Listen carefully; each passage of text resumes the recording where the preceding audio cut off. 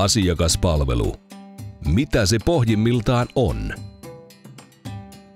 Hyvää huomenta, hyvät herrat. Tervetuloa yrityksemme osavuosikatsauksen esittelytilaisuuteen. Se on sitä, että asiakkaat kokevat olevansa tärkeitä ja saavat palvelua silloin, kun he sitä aidosti tarvitsevat.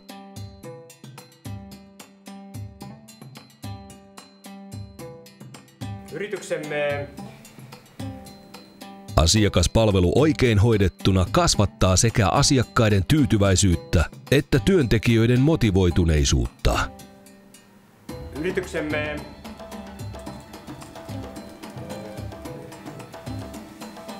sitä sanotaan jopa menestyksen kulmakiveksi. Tämä on se perusajatus, missä SN4 Mobile auttaa omia asiakkaitaan joka päivä ilahduttamaan ja johtamaan asiakaspalvelua kustannustehokkuuden sijaan asiakaskeskeisesti. Yrityksemme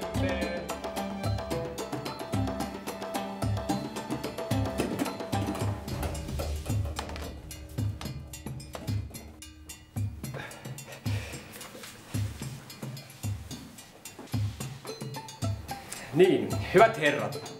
Minulla on ilo ja kunnia esitellä teille yrityksemme alkuvuoden tulos.